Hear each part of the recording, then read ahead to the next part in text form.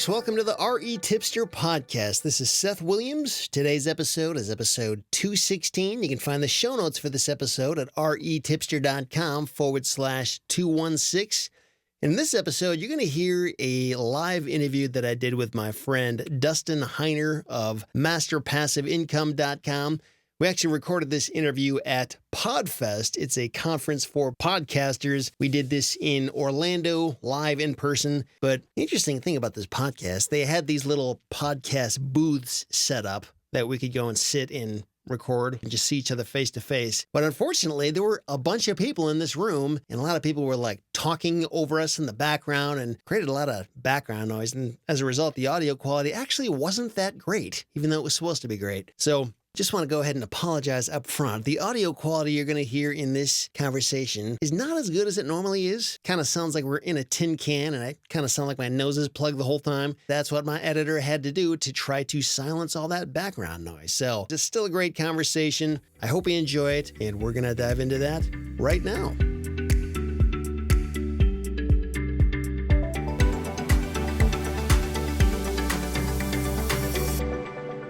Hey, everybody, what's going on? You're listening to Seth Williams of REtipster.com and Dustin Heiner of Master Passive Income. So Dustin and I are hanging out at the PodFest conference in Orlando, 2025.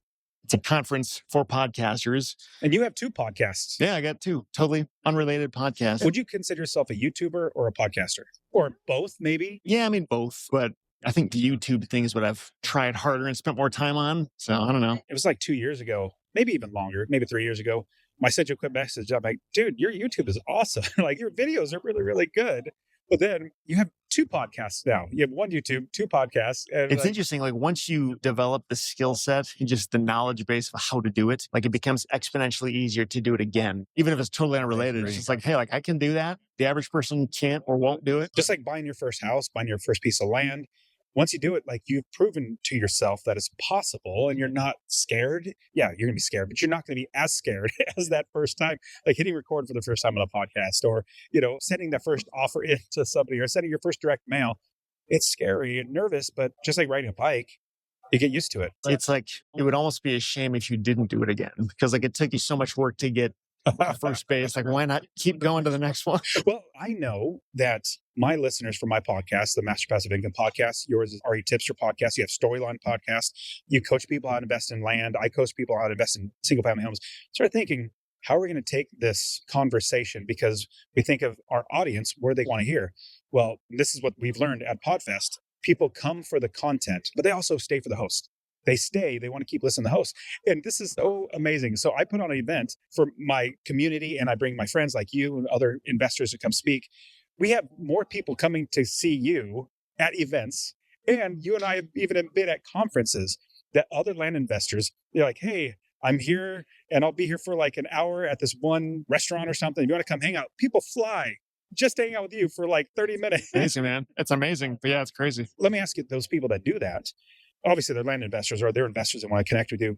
Do some of them or most of them come from the podcast? Most come from YouTube? Like, they found you on YouTube, they found you on podcast, or maybe a combination? Yeah, I think it's a smattering. It's a little bit of everything. Yeah, and I almost wonder, because a lot of times when these things happen and we come together, I only spend like a few minutes talking to each person, but I see them all talking to each other. I almost feel like that's where the real value is. It's like, look, there's this community of other people doing the same thing. Yeah.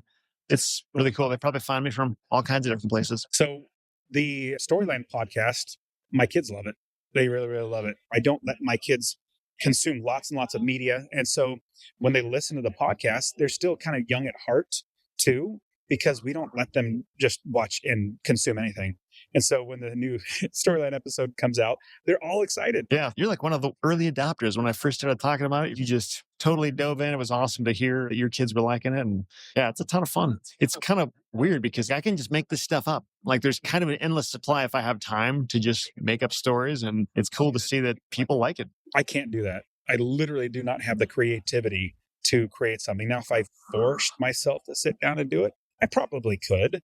In fact, my kids would ask me before Storyline came out, hey, I want you to tell us a story. I'm like, you're asking the wrong guy here. Daddy doesn't do that. Maybe I'll tell you a story that I know of in the Bible that I've read or something like that. On that note of all these different things that we do, I've got multiple different endeavors. You got the same thing.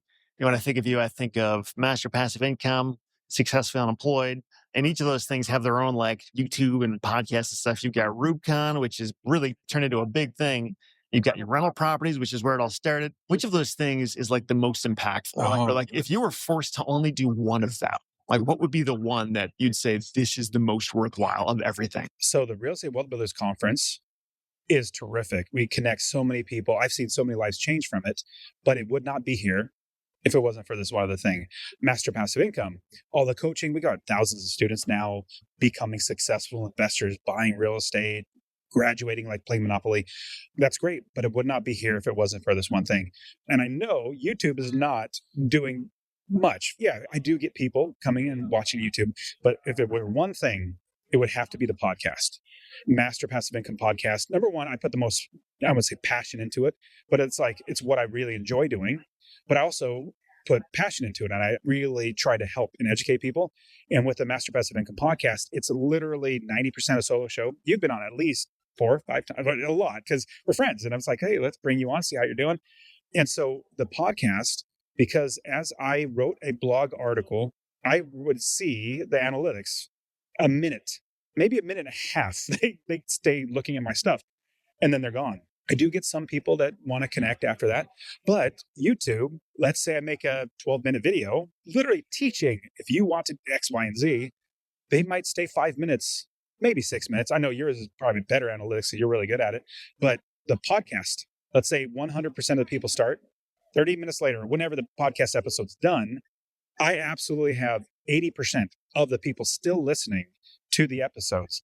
And I'm like, man, that's 30 plus minutes or longer. I'm helping somebody that they're staying. So let me back it up also one step. So Rubicon definitely came from the podcast, the conference, the clubs that we have, the coaching that we have, but that all started with my real estate investing. Even the podcast, like everything centers around my real estate investing and how I invest in real estate. And it kind of grows and adapts. Like I started with single family homes, bought enough properties where I didn't have to work anymore, was a successful employee, started Master Passive Income podcast and Successful Employed podcast. But I realize that if I keep all of my work, time, effort focused around my investing as I grow, I have grown into multifamily, like commercial real estate, then that content starts coming out. And then we start helping people in that regard. And so everything centers around my real estate investing because that's where I make my money. Now, I do make money through coaching and stuff like that. And I asked my wife, I said, hey, honey, we got plenty of money coming in. Should I coach people for free? And she said, no, you better not. If you're going to do that, don't do it.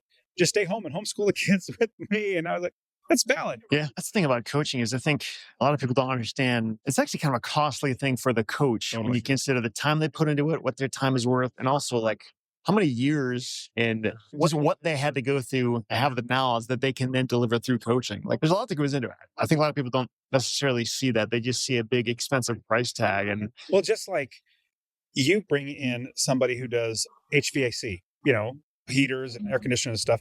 But you get somebody that does HVAC come into your house to fix your HVAC. Well, you can't fix it because you don't have all the years doing it, the education, the experience, and history doing it. So you're not just paying for that hour coming in, you're paying for all the past history, just like a doctor. Hey, doctor, he sews you up. Like say you cut yourself and you get stitches and stuff.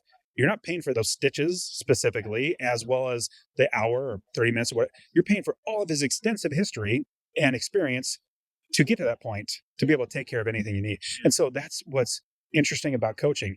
I've literally spent my life doing this, and I've lost so much money doing it the wrong way. So here's the thing. It took me about 9 years to eventually become financially independent. I probably lost 50, 60, 70, just thousands of dollars doing it the wrong way. I would gladly have given up that $50,000, $60,000, paid somebody that would help me, that would make my 9 years turn into 3 or 4 or 5, like shorten the time. It's fast tracking. And so that's something that's interesting for me is my students, like it took me 9 years, cost me a lot of money. The School of Hard Knocks costs a lot of money, but my students are doing it in like 3 and 4 and 5 years because we fast tracked it. Just like your students. I mean, I know some of your students, I'm like, wow, that person's doing really, really good because they had somebody help them to get that leg up. Yeah, totally, man. So you've got not just the Master Passive Income podcast, but like a whole network of podcasts, which has been kind of a big aha moment for me. I just never thought about that, about having several related podcasts all under one roof. What are all the podcasts now? Yeah. So honestly, it was out of necessity.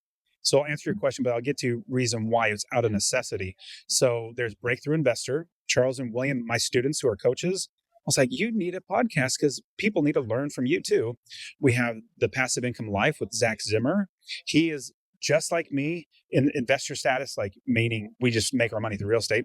And he's teaching advanced investing, like note investing, like all that sort of stuff.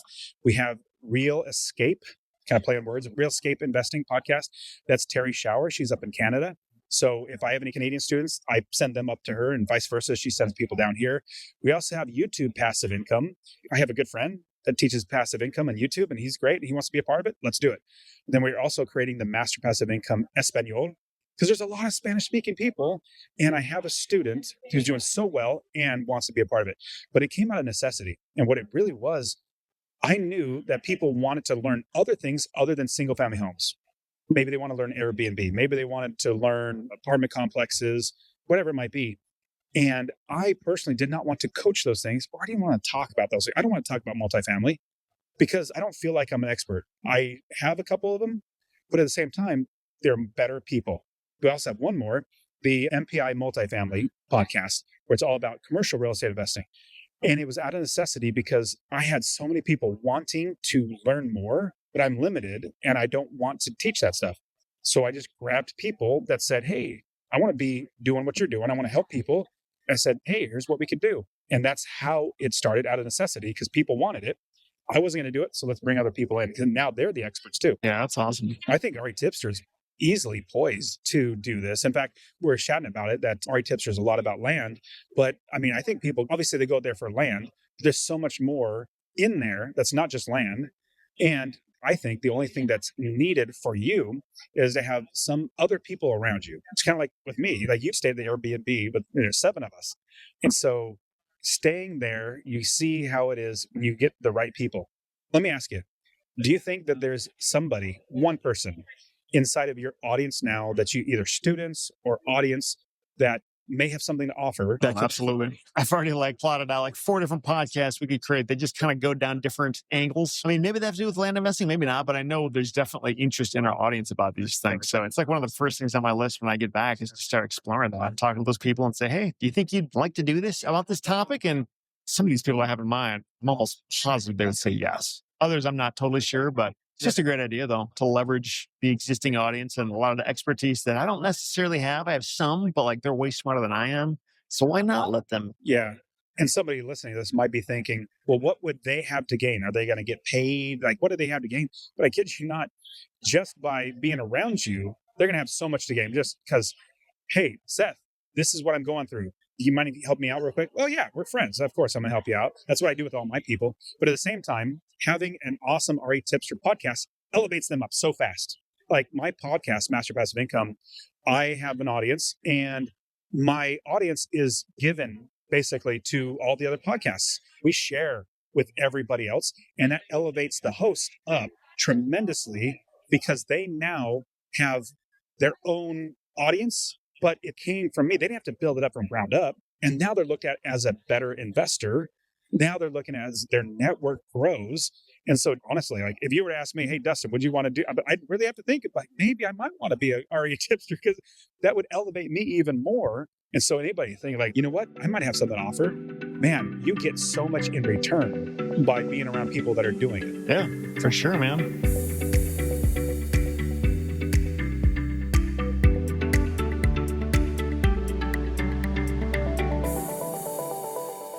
So I am curious with the rental property investing stuff. I know you started this many years ago now. The market was different. The world was different. Like me, you've just been doing this for a decade plus. How has that changed? When you think about people getting into it right now versus the way it was when you started, is it harder? Is it easier? Is it just different? It's just the numbers are different. It's the same level of ease or hardness. It's really a simple process. It's not easy, but it's simple. It's not complex. And the numbers are just different. Prices are higher. Interest rates are different or higher.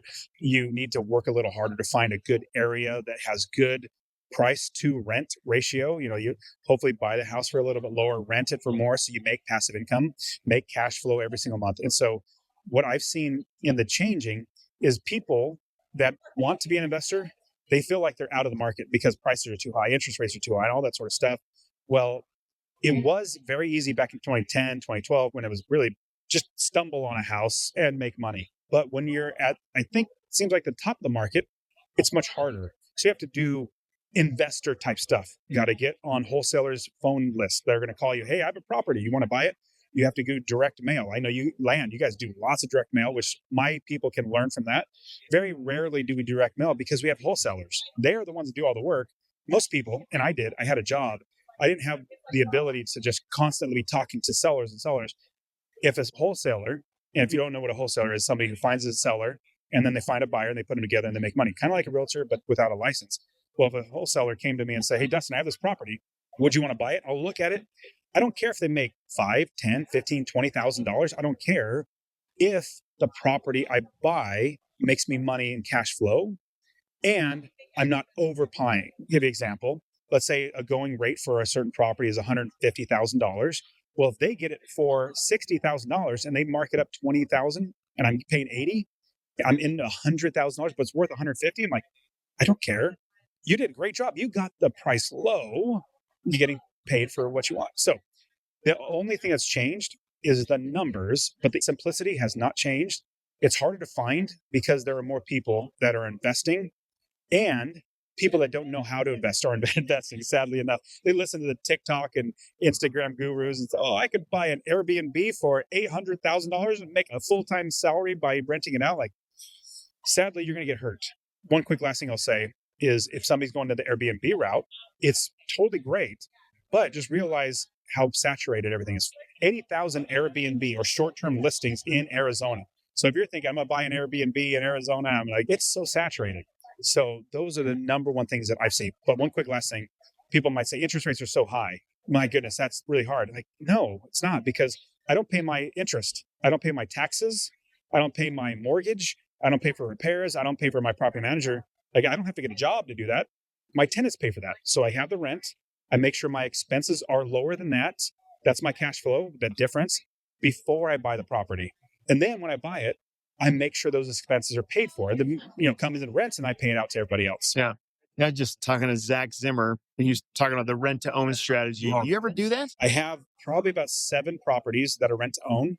And a big reason why I did that was this is Youngstown, Ohio. And I would not recommend anybody invest in Youngstown, Ohio. I would not say, hey, yes, this is great. This is where I first bought, because I had no clue what I was doing. Very economically depressed. At the time, I was buying homes for like $12,000 back in 2010. Now they're worth $50,000, $60,000, which is great, good appreciation, but I still make cash flow. So I do the rent to own on properties that I don't want to own in 10 years. Just like Monopoly, you trade up and eventually get to better properties. And so now those properties that are, let's say, cash flowing $500 a month, $1,000 a month, whatever it might be, if doing rent to own, it's great that I don't have any expenses, because I tell the new, hopefully owners, but the tenants, I say, think of me like the bank. I'm just the bank. This is your property. If the furnace goes out, that's your responsibility. Roof goes out, that's your responsibility. Electricity, if you want to paint it, whatever, just let me know. You're not going to be painting it purple or, pink or something like that, because it's my property still. But the rent to own strategy is terrific because you have no expenses, but you have all the income. And if it's properties you don't want to own in 10 years or however long, 15 or whatever you turn it, then you can put that money into something else and you have huge cash flow. Yeah. Yeah. It sounds like with the rent to own route, like even though they have the ability to own it, like most of the time they don't end up owning it. It's like it's kind of a small percentage that actually makes it to that point. I don't know, it's just pretty fascinating talking about it. By the way, listeners, if you haven't heard that, I'll include a link to Zach's interview beneath this here. But yeah, it just got me thinking a lot more about maybe I should do something like that. I mean, I'm not really looking for rentals at this point, but the whole rent to own path, the fact that the property management load is a lot lighter because that potential owner. Yeah. So on those properties, I don't have a property manager. I think I'm using apartments.com. It was Cozy, now apartments.com bought it. But I would probably use a company like Turbo Tenant, just collection of the rents, also finding tenants.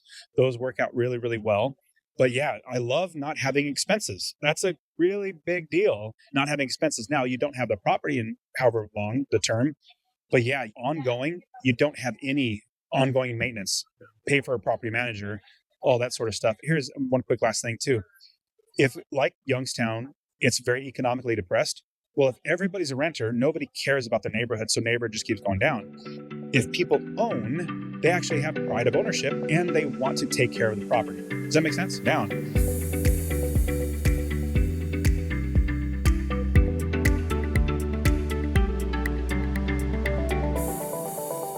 You were talking a little bit about TurboTenant. What property management software do you use these days? I hear about them all the time. I get them reaching out to me, wanting to promote them, which is funny because I don't really talk much about rental properties anymore. But what do you think is the best one out there right now? The one that I've seen that I like the most, because there's quite a few, I only bring up the other ones, but TurboTenant has been pretty good. They've been pretty good. They've been growing and building out their system, and they have a leasing tool. So if you're going to be doing your own property management, which is what TurboTenant would be for, it's like a wizard that you walk through, answer questions, and it creates a lease, an actual lease for you. And then you just click a button and it emails to them. I think DocuSigns, I'm pretty sure it DocuSigns it and sends it back to you. You DocuSign. So simple. And they have lawyers that have every single state created a lease for that state. Like, wow. Yeah, that is nice. And they handle tenant screening, rent collection, all that stuff? Yeah, and the tenant screening, I mean, it's really, they just do a background check on the tenant. They also check for evictions, all that sort of credit. But in the end, it's all on one screen, which is really good. They're also got the accounting type software too. They've been really, really good. I've seen them put effort. Like apartments.com, they don't put any effort behind their property management. It's like basically that thing. That's basically what Cozy used to be. Yes. Right? Apartments. Yeah. Yeah. Yeah. It is amazing though. I don't know why any landlord or rental owner these days would not be using something like that. Like the software out there, there's so many options to make it so much easier than it used to be with Oh my goodness. all the rent collection stuff. And The only thing that I would say, the reason why I don't use it on all my properties is because I hire property managers and they have Buildium or like big software, property management software that they take care of everything. Because I don't want to property manage. I really, really don't. I love not working. I love passive income. That's why I have master passive income, is because I want to do other things than manage my properties. And when I buy the property, I don't buy it unless the property manager I've already vetted and said, hey, would you manage this? How much will it rent for? What's the clientele like? All that sort of stuff. If they say, no, I won't manage it, then you don't buy it. You don't waste your money because it might be in a bad area. In fact, some people have said, yeah, I tried to find a property manager and they said they wouldn't manage it because they'll get shot in that area. I'm like, then I'm glad you didn't buy it because then you would have a liability, not an asset. So that's for me is like, first, I focus on getting property manager. But if one turns into a rent to own, or I've owned it for a long time and I can manage it myself because like, oh, my house in Phoenix, I had that as a midterm rental. That's where you rent it for 30, 60, 90 days. Traveling executives, you make a lot more money than long-term. Give you an example, $2,100 I could rent as long-term, the property, but I'm getting $3,500. But you got to remember, you get more expenses, electricity is in your name, Wi-Fi or internet's in your name, things like that. So I'm probably making about $600, maybe to $800 more by doing the midterm. And I don't have to worry about short-term, which is leases changing over. So I have that one property, midterm rental. And then with that, I bought a new house to live in. That is paying my mortgage on this next one, which is great because less that one's free and clear. But that's what I love about real estate is you can trade up. So the Phoenix one is paying for my one in Tennessee where I live now. We're going to buy a new house and move into that one. And that Tennessee house is a short-term property. It was already rented short-term. That's going to pay for my new house. So it's boom, boom, boom. And then just keep doing that over and over again. This is one of many strategies. yeah, interesting. How much time does it take you to run your rental property business each week or month? I would say probably about 30 minutes a month. Okay. Yeah. And that's just like what, checking financials to see what happened? Make sure the check got in my bank account. Like, okay, I got the check.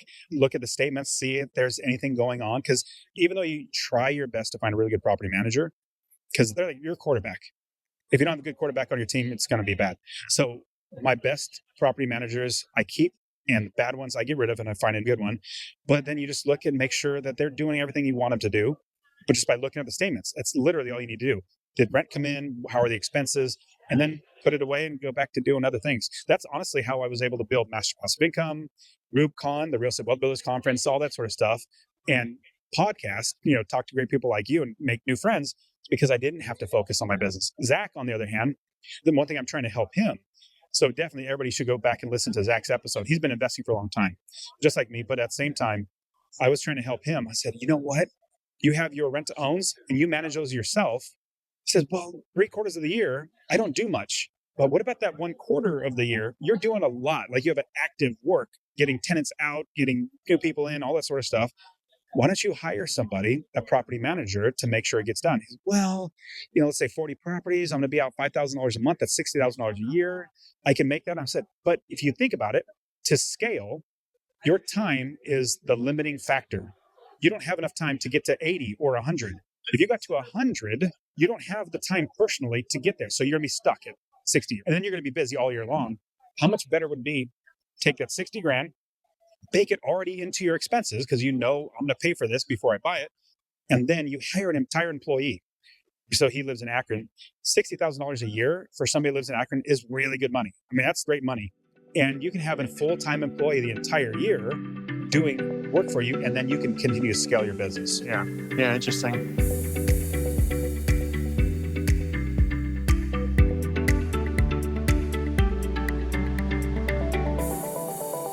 What do you think is your unfair advantage when you think of all the stuff you've done, the success you've had with rentals and Rubicon and mass passive income? Can you think of anything that like you're really good at that the average person isn't? And sometimes I think it's really hard to even identify because to you, it seems normal because it's you. But can you discern or think of anything like I've done really well because I'm good at this? Let me ask you that in a reverse way. Can you think of anything that I have? Because I can see what you have. Well, I'm like, oh, I don't have that. But do you see anything in me? Yeah, totally. I think you're a really strong leader. You're really good at leading with confidence. You're a really good networker for sure. Like just the fact that like I get texts from you once a month or something like that. And I'm one of how many hundreds of people like you just don't hesitate to reach out to people for help. And in doing that, you're also letting them know like, hey, I'm here to help you too. Like I don't even think to do that kind of stuff. Like I'm much more prone to working in a silo, which is not really that healthy. And you also think big. You don't let little things and doubts hold you back. Like you just kind of almost assume it can be done until you're told otherwise. Like all these things combine to make a heck of a superpower. So yeah, there's probably more, but that's just off the top of my head. Man, thank you. That was fantastic. Made me feel very encouraging.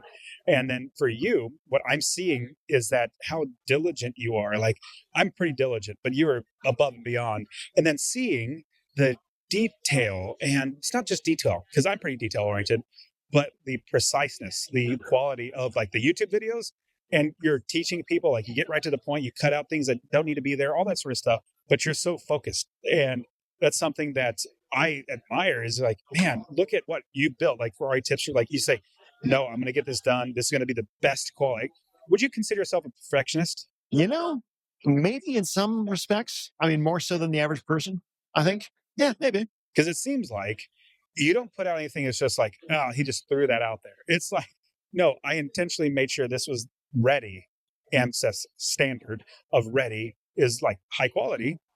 And if it's ready, you put it out. Like I'll record something, like say a podcast interview, and I've even uploaded it and I forgot to cut out the intro or like the chatting. Hey, what's going on? So how do you pronounce your name? I forgot to edit that out. Yeah, like a lot of the videos that I make, I try to make them evergreen in nature. Like I don't want what I'm saying today to be irrelevant in 12 months. Sometimes you can't get around that. That's just how it is, depending on the subject matter. But when I'm making stuff that's evergreen, I think to myself, okay, this video is going to be watched by thousands of people for years into the future.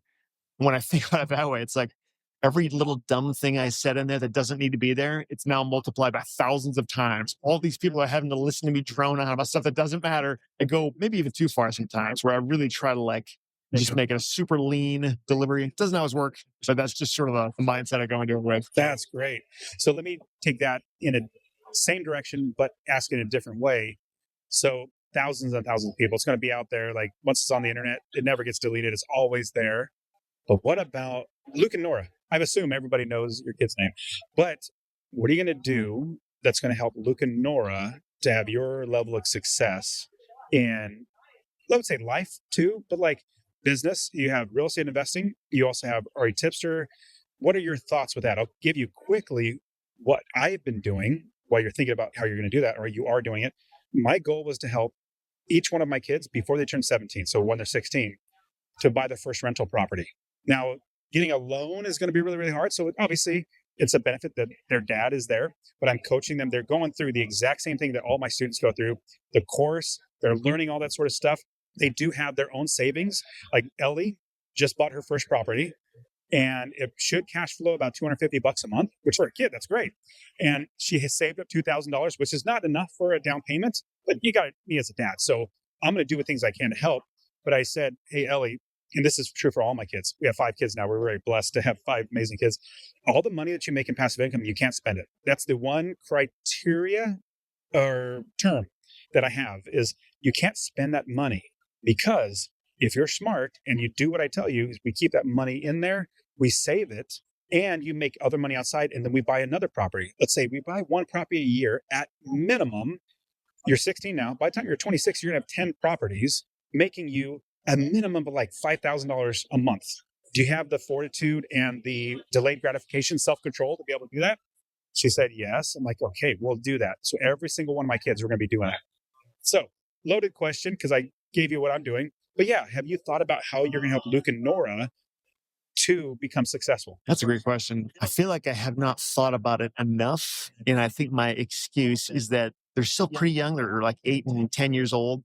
But I mean, it's probably a perfect time to start getting into You're it. going to blink and they're going to be... I already feel like I blinked and they were like babies yesterday. You're there now. Well, we've been listening to your kids for a couple of years now. Yeah, as they've grown, my kids, they feel like they know it. Yeah. I think part of it is I pay a lot of attention to like the strengths that I perceive them both having. And they're both fairly different. Like Nora, she's very creative, kind of a social butterfly, and just a ton of fun to be around. Luke is very like detail oriented. Like he would probably make a great accountant, for example. So like very different kinds of strengths. So in terms of like trying to steer the both down a career path, I don't know. Like I don't want to say like you need to do land or you need to do a self-storage. You have to rent. Like I don't know what they're going to love, but I think more generally speaking, so Robert Kiyosaki and Sharon Lechter years ago wrote this book, Rich Kid, Smart Kid. And I don't hear about it a lot, but I listened to it a couple of years ago. There were a lot of big takeaways I got from it. And one of them was that as parents, we need to be really careful about controlling our children's perceptions about how smart they are, because the school system judges them on a very narrow criteria. And it's very academic. If they like do bad on a test, it's like, okay, the message is I'm dumb. Yes, exactly. I felt that. Everybody knows. And it's like, no. Like everyone is a genius at something. Just because you don't measure up to that standard does not mean you're going to be very successful at something else in life. So just kind of when I see them struggle at anything in school, and I haven't seen them struggle much yet, but if that does happen, just helping them understand, like, this is not the end of the story. Like there's so many other things to life. And this is not the way to perceive yourself through that one narrow lens. But I think just in general, like the basics of financial literacy. Oh, yeah. And just like rich dad, poor dad type stuff, like the asset column, the liability column, stuff that's not taught in school at all. Like at the very least, they get that and understand, like, do you want to be wealthy? Spend your life buying assets. Like don't throw it at things that lose money. Just that kind of essential stuff. And I think as they get older, that's when I'll probably start looking a lot closer at like, you want to go down the rental property path? Let's get into that. What age would that be though? Because you got to plan now because they're Totally agree. Totally agree. I mean, I feel like 14 is when you're like right on the cusp of being an adult. I mean, 2 years from then, you've got your license. Well, 100 years ago, people were getting married at 14. Yeah. So what do you think is a good age? Like 12? So obviously teaching them principles very, very early. In fact, I would suggest, if you don't mind me making a suggestion, have them play the Rich Dad Poor Dad cash flow game, cash flow for kids to start. And after about, I don't know, a dozen times, my kids were kind of bored with it because they know how to do it now. One person could be thinking, well, they learned how to game it. I'm like, that's what life is, or that's what business is. It's like, it's honestly, it's a game. You just have to figure out how to play it well. And as soon as you figure that out, it's going to be fine. With finances, you just got to figure out how to do it right. And so they successfully did that. Now they play cash flow, the actual cash flow, which takes time. Okay, so if you're playing the game of life, it's a different board game. If you get the doctor, you're like, yay, I'm a doctor. I make a lot of money. In cash flow, they would pull the doctor, like, no, I'm the doctor. Because with high income come high expenses, because most people spend the money that they get. And so my kids even said, hey, Dad, can we just take out that doctor as being an option? Everybody hates it. I'm like, well, yes, because go right ahead. Whoever gets a doctor, they're just distraught. So I'm saying, but anyways, a small suggestion would be you can never start too soon with small principles of saving money, being charitable, giving, having responsibilities, and then rich dad, poor dad, the kid's cash flow is really helpful because it leads income column, expense column. Well, also one quick thing that I also do, ever since my kids are born, every bit of money that they get, we teach them financially, like principle. Half of it goes into savings, like 50%. So they get $10, 5 goes into savings. And they don't touch that for maybe buying a car, buying a house. Like it's 10 years, 15 years from now. And then 20% goes to mommy to pay for responsibilities. Like, hey, you don't just get money, you have responsibility, you pay for, food and electricity, all that sort of stuff. And then 10% goes to charity, it goes to giving. If you want to give it to the church, give it to God, however you want to do it. And then the other 20% they get to spend. And so that teaches them at the very, very young age. And I know now that it's worked so well, they'll have, let's say, $50 to spend. They'll go to Walmart and they look at the toy aisle and they'll be like, this is not necessarily garbage, but how much they're wanting me to spend, it's going to break really quickly. It's not worth it. And they put it back. And my son said to me, Dad, I'm mad at you. You and mom taught us too good. We don't want to buy anything because we know it's going to fall apart. We know it's a waste of money. I'm like, praise the Lord. Yeah. Do you think if you could steer your kids, like each one of them individually down a certain career path or real estate investment path or whatever, like, would you do that? Or is there an element of like, I'm going to teach you the basics and then you need to figure out for yourself what's going to work best for you? So I'm going to say it this way, and it might make some people irritated or upset, but how I see with my kids, nobody cares about my kids better or more than me. Nobody loves them more than me. Nobody has the same morality that I want them to have. And so that's why we homeschool. We homeschool our kids. So my kids are learning how to play the piano. They're actually getting pretty good. But I would hear people say, well, hey, Billy, little Billy, like another family, do you like playing the piano? No, I don't really like it. Okay, you don't have to do it anymore. No, I don't believe that. I say, you are playing the piano. Of course, they want to go play Xbox, Switch, or whatever. Or they want to go play video games, be on the internet. No, you are going to do this. This is what mommy and daddy is telling you to do. And so getting them so they have to push through something that's hard, number one. But number two, thinking about real estate or making money or whatever it might be, I give them the principles. Like right now, they see if they buy one rental property that makes them $250 a month, that's $3,000 a year. And at 16-year-old, that's not bad to not work. And so what I am doing is if they don't want to learn, you're still going to learn. It's part of our homeschool curriculum. Just like you're still going to learn history at public school. You're still going to learn. No. This is your curriculum. This is what you're going to learn. You're going to learn financial education. You're going to learn how to invest in real estate. And then if you in the future choose to not do it, that's on you. But this is a curriculum that you have to go through. And then one quick last thing was in pushing them in a direction. Like my boys, I'm helping them to learn that learning a trade, electrician, plumber, something like that, is going to be so amazing for you. You're not going to be spending $50, $60, $100,000 going to college or university. They're going to pay you to learn how to become an electrician, and they're going to make so much more money. And nobody else is doing that. Both people retiring, trying to get rid of businesses because they don't have anybody taking it over. It's such a great path. So that's how I view my teaching them how to invest in real estate. But rental properties by far helping them get their first one. And if they don't want it anymore, or if they don't want to continue, that's on them. Yeah, interesting.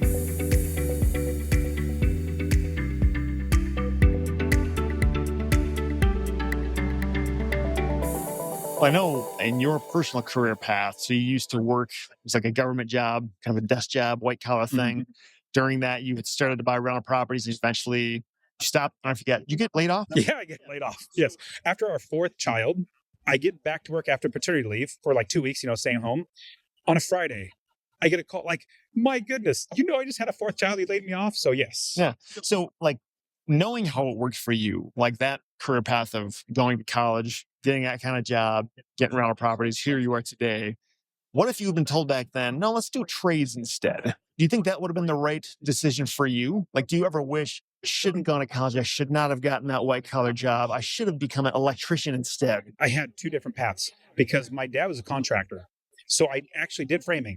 Framing builds the entire house, but they make the least amount of money. It's the electricians. It's more dangerous, plumbing. They make a lot more money. But my dad was a contractor and he did not encourage me. He'd say, keep going in the trade because you beat up your body, especially when you're a framer. He wasn't an electrician. He wasn't a plumber. He wasn't somebody that was more like HVAC, like technical. And so he didn't encourage me. knowing now, realizing that, man, you make so much more money if you are an electrician or a plumber. You can even have your own business and set your own hours, and your ceiling is, building a business. I would much rather have gone that than I was taught by my parents, get a career, work at the government. You're never going to get fired. Go this safe path. But then I learned the hard way, safe is not true. There's no such thing as safe. In fact, I got laid off after I had our fourth child. So in the end, it's not that safe. So I don't know if I would have listened, but me teaching my kids, I'm like, you know what? This is the path that I wish I would have gone. So I guess in the end, it's something that I wish would have happened to me, and then helping my boys to understand. And also the girls, my wife's teaching them how to be good moms, how to cook, how to take care of the kids and all that sort of stuff, manage the household. And so the boys out providing and the girls staying home. And that's like my wife's stay-at-home mom, so she would love to see our kids be stay-at-home moms as well. So to be clear, so you wish you would have not gone to college and you would have been an electrician? Yes. Well, no, let me take that back. You can never, at least I don't think anybody could or should say, I wish this didn't happen because my life would have been different. I'm here because of the path that I took. And I'm blessed to be able to now share with my kids because I've learned, I do have some business skills because I got a business college degree. I've applied some of those. But in the end, I'm looking back now, I was like, would I have gone into real estate? I might not have, like buying real estate. I might have just kept building an electrician business. I don't know. But right now I'm blessed that this is where I'm at. But I'm grateful for everything I went through because that made me who I am. Part of what I'm asking is I know I had a very similar career path to you, went to college, worked in not a government job, but very similar kind of environment. But that was part of what enabled me to do what I ended up doing and getting into land, starting REtipster, ending up where I am today. If I had become an electrician, which is a very hands-on, active job, or out in the field, you can't just take a break, get on the computer and write a blog post kind of thing. I wouldn't have been able to do what I'm doing now. So I don't know. It's weird. It makes me wonder if maybe there's opportunity in any direction you go, or if it's there's an actual benefit to doing the college path, even though the career, the 9-to-5 job, that's not really what you're going for. It just sort of carves out a path that lets you use it as a stepping stone to get something further. I don't know. I think in the end, whatever path somebody takes, as long as they have the desire and I guess determination too, because somebody might go to college and never invest in real estate, never invest in land, never do any of that stuff. And I say, man, you're missing out. But there are plenty of people like that. So everybody has different paths. And if they want to invest in real estate, they need to get around people that are doing it. They need to continue to listen to REtipster or my podcast, Master Passive Income. They need to continue being around people, going to meetups, reading blog posts. If that's your goal, then you need to put time and effort towards it. Arnold Schwarzenegger has a really good saying. So somebody would tell him, very similar to this, about lifting weights. But if you want a success and you're thinking, well, I have a job, I have a wife and kids, I have X, Y, and Z, I'm not going to be able to spend the time to learn how to invest in land or buy real estate. I don't have the time to do it. Arnold Schwarzenegger's answer is, well, sleep faster. That's all you got to do. Sleep faster. I'm like, because we all have 24 hours in a day. We all have different situations, scenarios, issues, problems, whatever it might be, but we also have different benefits or quote unquote privilege, but things that are beneficial to us that we can utilize to help us. Because if you focus on the negative, I don't have, well, Seth did this. He had the sit down job that he could do X, Y, and Z. And if you focus on what you don't have, then you're going to keep not having. If you focus on what you do have and say, how can I then change this to benefit me and make this be my strength? You're going to figure it out. Yeah, it's a great point, man, because everybody does have something. Because we were talking about earlier, your super strengths and my super strengths, we all have these things, but it takes the discernment to figure out what are those things. Okay, now that I know them, how do I leverage those? Because the average person doesn't have that. Absolutely. And let's say for Master Passive Income, I know we do not have the quality control, the focus, the diligence, even though I have those things, but I'm more big picture. And so lots of things that aren't as 100%, but I'm like, it's good enough. Let's get it out there. Where you're like, no, good enough is not good enough. It has to be right. And so my wife is the 100% that same way. She's like, no, if it's just not perfect, I don't want to do it, or we shouldn't do it. And it helps. It's a balance. And we're both Christ followers, and we know that the body of believers, we all have different gifts. And for somebody to say, well, it's easy, that most people have heard that introverts, maybe not, but it seems like introverts can be envious of extroverts because they look like they're having fun. But I can be completely honest that say, extroverts also have big problems too. Like things happen, just like introverts have negatives, extroverts have negatives.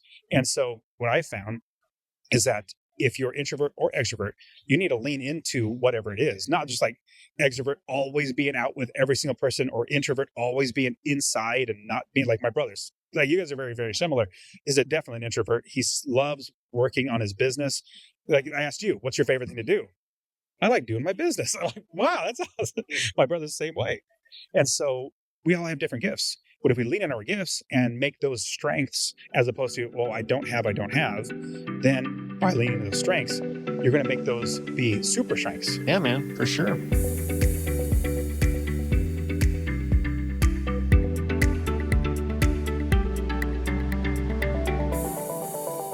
REtipster, like I genuinely want to know. I think REtipster's poised to just grow. I mean, let's say take over bigger pockets or something. Like it can grow.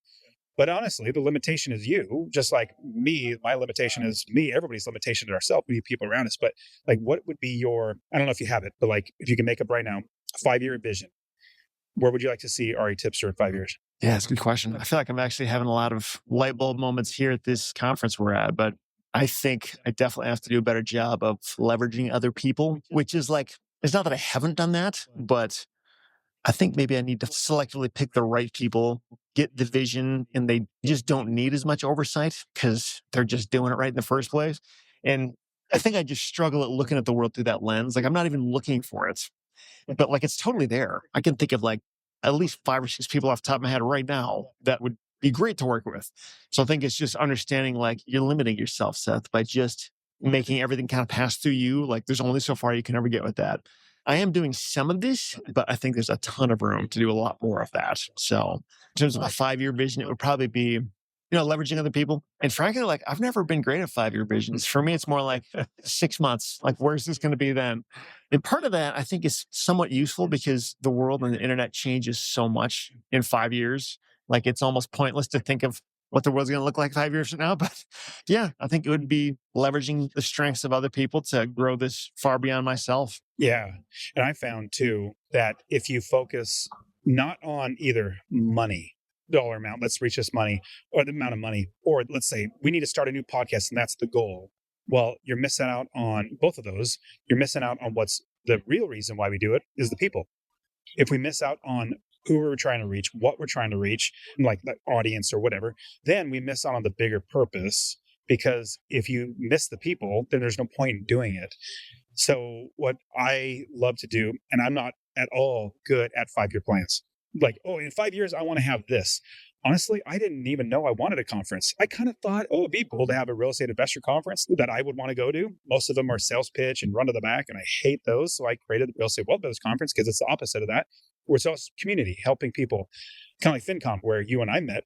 That wasn't even on a radar, but it came up, and I'm like, I like that idea. Let me talk to a few friends who have conferences, see if I can pull it off. And then I talked to even more people. You were literally the first person I called and say, hey, this is what I want to do. And you said, yeah, I'll do it. I'll be there.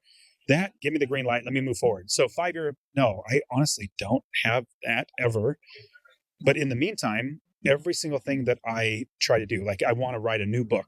So I have 4 books. I want to write a new book, but the book's going to be about mindset. So from 0 to, let's say, 100 properties, I have all that content. I have the books, I have the podcasts, all that stuff for that. But from nothing to ready to get to 0, I don't have that like mindset. Like you are stuck and you don't even know what's out there, like limiting beliefs to having a abundance mindset versus a scarcity mindset. Like I don't have something that helps people get out of themselves. And so I'm like, I want to write that, but it just came up. It's not like in 5 years, I want to have this next thing. But with that, when something does come up, like 6 months from now, like, you know what? I can do that. Let me devote myself, get it done. But here's another thought too, goes to the idea that a project, let's say a project, writing a book, it's going to take as much time that you give it to take. Meaning, if I want to write a book and I say, okay, I want to launch it by June of 2026, well, it's going to take that entire time because that's how much time I give it. But if I say I want to launch it by June of 2025, which is only 5 months away from now, it's going to take that much time. I'm going to have to move a little faster and work a little harder, but it takes that time. And so if you say, okay, in 5 years, I want to be here, well, why don't you start working on that now? Does that make sense? Yeah, absolutely. And so with REtipster, getting more people around you, you asked me the question, well, what happens if somebody does something wrong on a podcast that's with you? What do you do? Like they say something wrong or they say it in a different way. I don't know. I'll figure out when I get there. Like, when it does happen, well, number one, I don't bring people around me that I don't like being around. Like if I don't like them, it's just like, well, it's probably me. There's other people you could work with, other people I can work with. So that's number one. Number two, people that I can trust. Like number one, I can trust because I've seen them. And number three, they have a similar vision or the same vision direction that we want to go. Number four, they're not driven by money. Number five, they have a similar type of morality as well. So those are main things. But at the same time, let's say there's a hiccup and something bad happened. Well, we'll figure it out then. And you also asked me, well, if somebody like goes off and does the exact same thing, I'm like, well, I make my money through real estate. So it's not like, somebody starts their own master passive income. I'm going to say, hey, how can I help you? So I guess the abundance mindset, because if you have a limited mindset and scarcity mindset, then you feel like the pie is so small, you have to fight for it. Well, if you only focus on the small pie, you may be missing a bigger pie that is out there for you. Like, let's say, REtipster, you focus on land investing. Well, that's a small pie. I mean, admittedly, it's a small pie. Rental properties is bigger than land, but it's still a small pie compared to short-term properties, apartment complexes, storage facilities. So much more. So instead of fighting over this little pie, let's make your pie bigger, where it encompasses many more things, and you have other people to be a part of it. Yeah, totally. Yeah, it makes sense to me. It's awesome.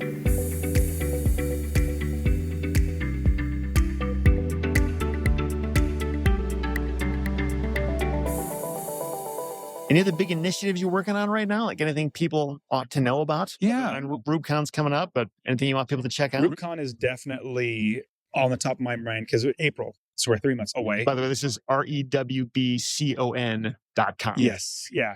REwBCon. So like RubeCon, Real Estate Wealth Builders Conference, all abbreviated. But yeah, so with that, I've had people that come to RubeCon. It's a 3-day, once a year event, live in person. And I had lots of people say, do you have monthly meetups where I live? I always say no. I was like, no, I don't want to do that. I don't have that. But also because I have so many people wanting to be around everything we're doing, they are now starting, or it's a part of our company, the Real Estate Wealth Builders Club. So these clubs are actually monthly meetups that are bringing investors together in those cities. So they come to RubeCon, and at RubeCon, they're like, man, I've connected with these people. I want to meet with people monthly. Like, because if you're in church, you go to Christian camp or you go to an event, you get on a high. Tony Robbins, you get on a high, you get home and life starts getting in the way. Well, what we want Rube Club to be is obviously you're going to have the high, but let's keep you going. Let's not let you stop and let life get in the way. So Rube Club, it's actually kind of fun. REwBClub, RubeClub.com, same thing. But it's just another way to amplify the message that anybody can invest in real estate. And my main goal is to help 1 million people to invest. And the Rube Club thing, do you have certain people or moderators are like, hey, you're going to be the person in charge of leading this club meeting? Or do you just kind of have them get together and whatever? Who knows what happens? Like, how do you organize that stuff? I have to trust them. Just like, being a host. It's a little less of a barrier to get in to become a Rube Club host. So you do have actual hosts. Oh, yes. Like you have a person say, okay, you are responsible for leading. Correct. Okay. 100%. The host does it. They're usually connected, either a coaching student or came to RubeCon, and they see the value and the vision of it. And they see that hosting is more than just, let's say, getting a paycheck, which they don't get paid. But it's not like a job. It's a benefit to hosting Rube Club because people are going to see you as a better investor. Yeah, gotcha. But yes, it's organized in a sense where we make sure people are networking. We bring speakers in. We make sure that we have, hopefully some sponsors that are going to be good companies they can work with and connect them with each other. So yeah. How many of these Rube Clubs are there? 3. Yeah, we have Charlotte, Phoenix, and Colorado. And these leaders that you choose, are they from your audience that take it? Or you handpick them or something? Or how do you? Yeah, it's handpicked. We have some people that want to start one in LA, students of ours or audience members of ours. We'll eventually get there, but we don't want to grow too fast. And in growing, it's like there's expenses and there's logistics, and we're still investors. we're still investing in our stuff. And so just that many more things. We're growing. Lord willing, we're going to have most major cities as best as we can in like 5 years. That'd be great. If there was a 5-year plan, Root Club in most major cities. Awesome, man. It's a great idea. What if there's a version of that for the land investing world? I don't know if there's enough of us, but I know in like the bigger metro areas, like there probably is that kind of thing. Even if it was just like 8 or 10 people, like that's enough to get enough people together. How about you? Other than finding the right people, do we want to lean into YouTube more? Because your podcast, you get a lot of people listening to that. Like anything that you're planning? Yeah, so I've been partnering, or at least exploring partnerships with a lot of new people, which is something I've never really have done that much of. I've always been kind of gun shy about partnerships, but I've been realizing after finding the first great partner that I've ever worked with in the storage business and how well that's gone. And it's opened my eyes to like, this is actually huge. Like if you can find a good partner where they carry their weight and they truly make it better, like they're so good, you'd have a hard time doing another thing without them. That's a major asset. And it just enables you to do things that you would normally never be able to do by yourself. So anyway, I've been exploring partnerships with that through different software companies and some things that are already established, like coming into an existing entity, and others where we're like forming a new thing. But that's probably been the biggest like initiatives I've been working on and will continue to work on in this coming year, just seeing where those go. I think most of them will pan out. Not all of them probably will, but yeah, it's just been an exciting new thing that I've been doing. That's so cool. And you're seeing that you are the limitation, just like me. There's only so much time in a day for you to do anything. And if you could multiply yourself, then that'd be great, but we can't. But it's getting the right people. One small little suggestion and like idea is in any partnership, just figure out what the exit strategy is beforehand, like just in case. Hey, everything's going great right now. We're all happy. Let's decide, how do we buy you out? How do you buy me out when things are happy? And that exact issue has always been one of my biggest hangups. And we was able to figure it out really well with the self-storage facility. But that's probably the biggest component of all these things. Yeah. It's like basically planning that divorce before the wedding. Yeah. Like if things go sideways, if we just have a change of plans, if people change, whatever, like how do we get out of this thing with the least possible damage so that we're all okay, and there's some kind of trigger we can pull it to get out if we have to. But like with all my podcasts, that we have 7 podcasts now, if any one of the hosts say, man, I want to go on my own, I'm like, great, how can I help you? Because I've already made that in my mind. Like that's my exit strategy is I'm just going to give again, because I make my money through real estate and this is just fun. Yeah. And if they can help people, my goal is to help 1 million people. Well, if I help them to then they be a part of that helping 1 million people, then it's part of my vision. Would you just like shut those podcasts down then? I don't know. More than likely, though, I would probably do the show, play repeats, just re-upload the show. I would do that and then try to find another host that would want to host that show. Because it's still an asset. I own the podcast, but it's still an asset. But I'm going to help them as much as possible, even on the show. Let them promote their new thing. I'm like, absolutely. And I found, even though like a scarcity mindset would say, oh man, don't do any of that stuff, just keep everything yourself. I found I get such a better, return's not the right word, but like I benefit more by giving more than people that leave or it's like, man, that was so terrific. I want to help. Like we're not competition. It's like, I'm going to cross promote. I'm going to go back and give it back to you. It's like when you just only solely focus on yourself, honestly, it gets lonely. And I don't like that. Obviously, like I said, extrovert. But at the same time, I don't want anybody to ever look at me and say, man, that guy's a jerk. That's not what I want. Cool, man. That's awesome.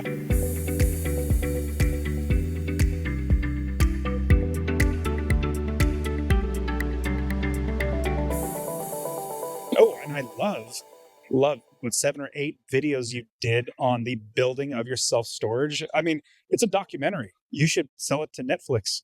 Yeah, that was a ton of fun to make. It was one of those things, it wasn't the reason I did it, but it was a small part of why I thought building one might be kind of fun is because I just knew there would be a ton of great stuff that I would learn, a ton of stuff to just talk about. And I was right. It was a great experience. And I love the idea that you're documenting what you're doing. You're walking through the process. And I still remember you having the locks that didn't line up. So you had to drill and all that stuff. Like, oh, you would never have thought of that. Yeah, it's funny. I didn't even learn this until after the fact. But the reason that was happening was because we built the slabs on a 1% incline because the whole lot was slightly slanted. You almost can't even see it with the naked eye, but there was a slight slant to it. So those doors that would go down, the latch on one end would be like literally lower or higher than the part of the other end. So just tons of random stuff to learn. Yeah, it was a lot of fun to make that.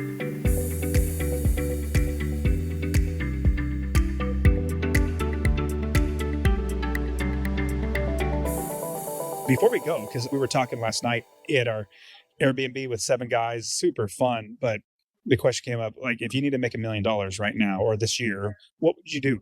And you said, where they boil it down, well, I'd start calling up self-storage facilities all over the country and see which one would do seller financing. Can you explain that? Yeah, for sure. You can actually do this with land too. It might have worked faster, honestly. Like if the goal was just to make $1 million, period. The reason I said self-storage is because that's sort of my ultimate destination, kind of where I want to go in the end. So yeah, you basically just get a list of all the self-storage facilities, which I can get fairly easily in any part of the country. And when you say easily, service or? Yeah, so StoreTrack, STORTRACK is the service I use for this. It's actually amazing. They specialize in self-storage and they can get you this information like way easier than if you're using DataTree or some other data service. So yeah, I would just get their numbers and start calling them and just saying, hey, I see you have the storage facility. You have any interest in selling? Can we role play? I want you to be Seth and I'll be me, storage facility owner, and I'm not expecting your call. The reason why I want to do this is because when my students are looking for property managers, they say things that are newbie things that property managers are like, oh, great, there's another newbie. They're not going to do anything. I'm not going to work with them, blah, blah, blah. And so what I tell them is, when you're looking for property managers, you don't sound like a newbie. You want to know what an investor sounds like? Well, I'm an investor. This is what I do. Hey, property manager, I'm an investor. I'm looking for a property manager to manage my properties in this area. Tell me about your services.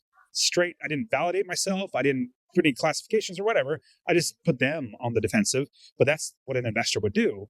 But I've never bought a storage facility. I've never done direct calling. But how would you do it? Quick disclaimer, I've not actually done this. Well, you've done it for land investing. I'm just saying, I'm not saying this is the way to do it. It's just how I would do it. And also this cold calling idea is very time consuming. But the reason I'd be doing it is because somebody has a gun to my head saying I need to make $1 million the next year. So could you hire a VA in the Philippines? You totally could. They wouldn't do as good of a job, but you could do that. Let's role play. Ring, ring, ring. Hello. Hello. Is this the owner of Heiner Self-Storage? Yes, it is. Awesome. Well, hey, my name is Seth. I'm looking at acquiring some storage facilities in your area. I'm an existing operator and I have one that I built. It's been going really well. I'm looking to expand. I saw you have this property. Tell me a little bit about it. Like, how long have you owned it? When and why did you buy it? Yeah, so I bought it 8 years ago. And no, I'm not necessarily interested in selling, but if the right deal comes along, then I probably would. It rents really well. We're 95% occupied and whatever else. But yeah, if it's a good deal, I might. Sure. I'm curious, are you very plugged into the local self-storage world? Like, do you know other facility owners who might be interested in selling? Or? Oh, I know because we talk and, we kind of randomly meet somebody because not many people do storage facilities. Yeah, I know a couple people. Yeah, well, I'd be happy to get together with some time, talk more, just talk shop about the storage facility business. If you ever are interested in selling, just know I'm in the market right now. I don't know if I will be a month from now, but right now I'm ready to go. Happy to take a look at your thing, run some numbers. I don't know how much you're willing to share with me in terms of your occupancy or how much revenue you're making, but that's part of what would go into my ability to formulate a good offer for you. Yeah, if you're at all interested in seeing what I could do, I could send you an offer today if you want. But even if not, if you want to just hang on my information, I could stay in touch with you and check in every now and then. Would you be okay with it? Yeah, absolutely. Yeah. You never know what's going to happen. Yeah. And whenever we would hang up, if the answer was no, I don't want to sell, and this happens all the time. I just talked to somebody 2 weeks ago who they wanted way more than it was worth, wasn't going to happen. But at that point, the next step would be sending them a little handwritten letter every 6 months or so, something just to follow up, just kind of keep them in your mind or keep you in their mind so that when they finally have a reality check and realize it's not going to sell for the price they want, they remember you and call you first. That's awesome. Because that's something, as we were talking, question came to me, what would I do to make $1 million in a year? My answer was, I have other investors with me that would want to invest in a larger commercial property, whatever, apartment complex, storage facilities, like commercial. And I have 2 particular people in mind that would be general partners with me on 2 separate deals. And man, I was like, I would love to be in a self-storage business. I just don't have a deal. We have the money, we have everything. We just need a deal. I thought, why am I not doing this? Obviously, I have all my other businesses, but I'm like, if I can help other investors to invest money, get a property for our family, Why don't I do that? So that got me thinking, I need to do that. Yes. So I'm not making a 100% commitment because with RubeCon, the conference and everything, it's a lot of work, but it's on my radar. It's like, I would love to get a self-storage facility. And one of the person I told you about last night that would be a general partner, we were going to buy a place, 12 million cash. I was like, yeah, I don't know if we need financing for it. Just pay cash for it. I'm like, okay, that's awesome. Let's do it. That's the great thing about being at a conference or being around people. We get ideas and we help each other. And that's why everybody listening, you definitely need to be at the Real Estate Wealth Builders Conference. It's such a genuine community of people that want to help each other. And you get questions like that. And you're like, man, that really is like light bulb moments. And you get friends. Like we met at FinCon, another conference. I've met lots of people at conferences because in my immediate circle of friends or people where I live, none of them invest in real estate. So you got to get around people that invest in real estate. That's what the conferences are or local meetups. Like you need to go to be around the people that you need to be around. Yeah, for sure. Sweet. Well, if people want to check out Dustin, masterpassiveincome.com? Correct. Or the podcast, YouTube. Just search real estate investing on Apple Podcasts and you'll see Dustin show up. Probably. And then also Instagram too. I actually like Instagram. I might get 35,000 followers now. That's pretty fun. And then it's just another touch point to connect with people. But the Dustin Heiner, THE, Dustin Heiner. And no, Seth, I'm not that arrogant being the only one, but it's the only handle I could come up with. But yeah, so the Dustin Heiner on Instagram, Twitter, and TikTok are the same thing. But yeah, it's just fun being able to connect with people and things like that. I hated social media until I really started understanding how powerful it is to connect with people. Then I'm like, okay, it can be a good thing. It's interesting because I've got those things in my life too where it's like, I hate this, I hate that. I don't want anything that. I wonder if that's maybe an unhealthy way to look at it because you're just saying no, you're just shutting it down. You're not exploring it any further. Maybe with like most things, it's like, I don't hate it. There's just something I don't understand about it yet. Yeah. Good point. And then we got the REtipster. Everybody should be checking out the YouTube channel. If you're not subscribed to the REtipster YouTube channel, they need to. It's so much great information. Yeah. I'm just going to throw in a quick plug here for the Storyland podcast. Please. Just because it has nothing to do with anything we've been talking about. But so if you have kids age 4 through 12, maybe even older, have them check out the Storyland podcast. It's a podcast I started making for my kids years ago. We started adding music and sound effects to it. I made a few episodes with Dustin's kids as the main characters. They loved it. And it's a ton of fun. And I'm quite sure your kids or the kids you know are going to love it. If they don't love it, then just don't tell me. But if they do love it, let me know. Yeah, and follow them on Instagram. Storyland Pod, is that? Yeah, Storyland Podcast. Okay. But then you'll see when the new episodes drops. But my kids absolutely love it. Like my oldest is 16 and she's a little getting almost to where she's like, okay, I'll just listen. But definitely like the 15, 13, 11-year-old, they eat it up. Oh, new episodes out. And there was a time you weren't putting out for a little bit, like a month or two, you might have been busy. My kids will call your friend, tell them about another episode. Like, well, I'm sure he's going to work on it. Yeah, man, that's the trouble with all this stuff. Like finding time to look for storage facilities and land and finding time to do stories. It's like all this stuff takes time. And there's only so much time I have in a week to do it all. But I guess that's the time discipline thing, you know? Well, that and getting other people around you. Yeah. Other people around you that can help lift the load. Yeah. And like one quick last thing with getting people around you, whenever I've hired anybody, just said, put Indeed or, found somebody on Craigslist, they're never a good fit because they just want a job, which is fine. But if you have a community like you do, I guarantee you say, hey, I'm looking for somebody that does marketing. Here's a form to fill out. If you're interested, I guarantee you're getting a lot of people. Like if you even say, I need somebody to help editing, you're going to find lots and lots of people. So we're blessed to have a good community of people around us that's an untapped market of help for us. Yeah, that's a great idea, man. I kind of knew that, but for some reason, like I haven't always done that in the past. So it's like, that should easily be the starting point every time. So it's a good reminder. In the intro of the podcast, I'm going to have to tell everybody, we almost stopped like 4 times. So just keep listening because you and I can talk forever. Just keep going and going. But Seth, it's been a great chatting with you and great hanging out with you again at a conference and event, staying in the same Airbnb and having a great time. Yeah, man, I had a great time. Thanks for letting me be part of it. And yeah, talk again next time.